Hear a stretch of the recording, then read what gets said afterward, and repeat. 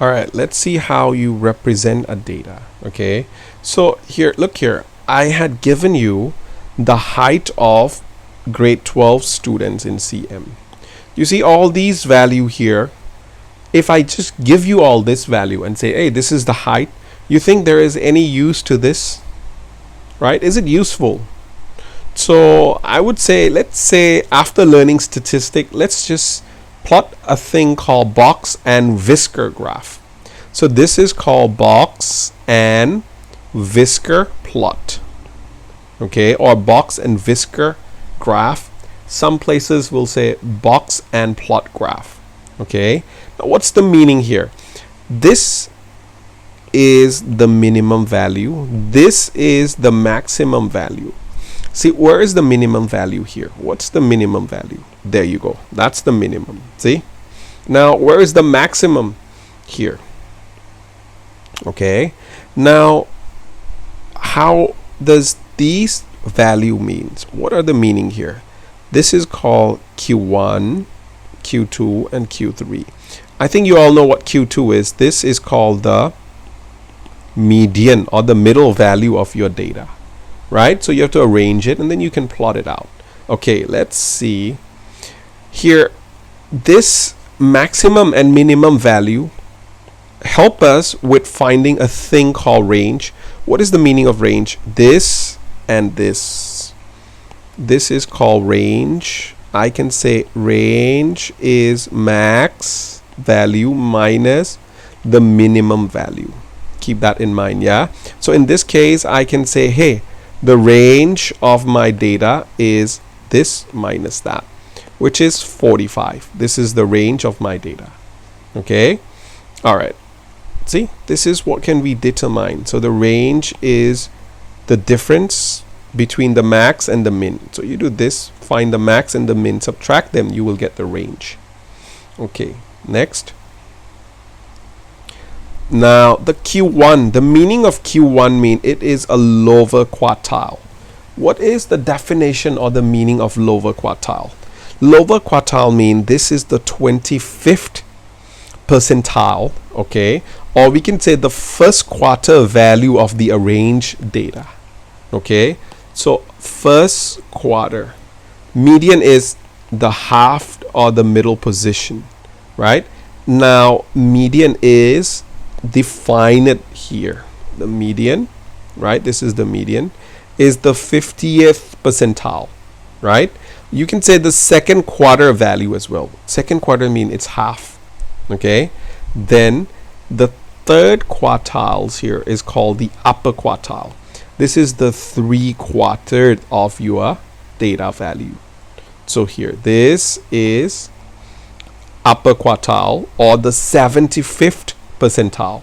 So I just wrote here 3/4 value of your arranged data, right? Keep that in mind. Yeah, so it's very, very important to find all these out, because we will be able to see a thing called interquartile range. Okay, I will explain that. Now see this from the data given to me. I can say that the upper quartile and the lower quartile, so lower quartile value is 162 and the upper quartile value is 185, while the median that I got was this value. Okay, so let's say I arrange the data out. Let's say here, let's arrange all the value out from lowest to greatest. So I'm taking this, I will just write out 150 first, then next is 155, then followed by 160. Okay, then I have 165, followed by 170, then 175, 180, 185. Okay, any value left? 190 and 195. Okay, now I will start with finding the median. Okay, so this is what I'm gonna do. How many data do I have? 1, 2, 3, 4, 5, 6, 7, 8, 9, 10. So my median will be So this is how I find the median position. Okay, I will do this. I will say 10 at 1 divided by 2. It's on the 5.5 position. 5.5 position. This is first, second, third, fourth, fifth, sixth. 5.5 position is here. This is the 5.5 position. So what do I do? Take these two. Okay, so here, this is what I'm going to do. Q2 is equals to add these two divided by 2. So it's 172.5. That is my Q2, right? Here you can see my Q2 value. I just wrote out for you. There you go. How about Q1? How do I find Q1? Okay, coming back. Okay, now here is another term I want you to learn. This is called interquartile range. Okay, so what is interquartile range? It's called IQR in short. Okay, it is what? It is the value of Q3, okay, minus with Q1. So the difference between first quartile and the third quartile. Keep that in mind, yeah? So this is, we can find from Box and Whisker, what can we find? We can find the range, the interquartile range, right? Keep that. I'm just going to highlight this for you. You should write this down. Okay, IQR is Q3 minus Q1. Now coming back here. Now let's say you have the height of 12 students. As I told you that you find the mid position. So I got the mid position here on the 5.5 position. Okay, so what I'm going to do, I'm going to take this to this and say, hey, let's draw a box here. We can find Q2. How do we find, we can find Q1. How can we find Q1? Take this and this out. Take this and this out. This is the position of your Q1. Okay, or we called it first quartile.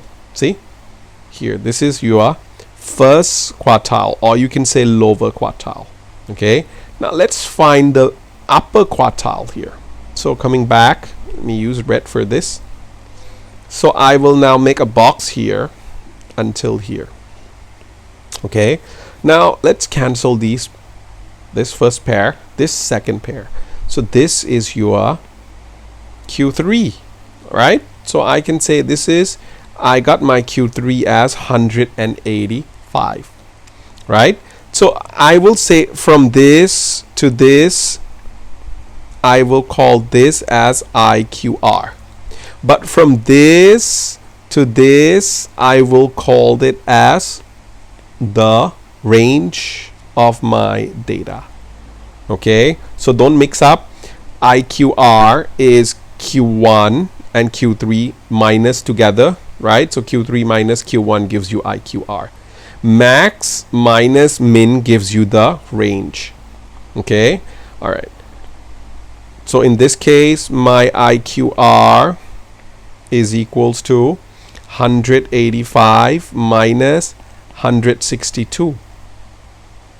Okay, so that will be 23. This is my IQR. Okay, IQR is very important. I will tell you what we can do with this later on.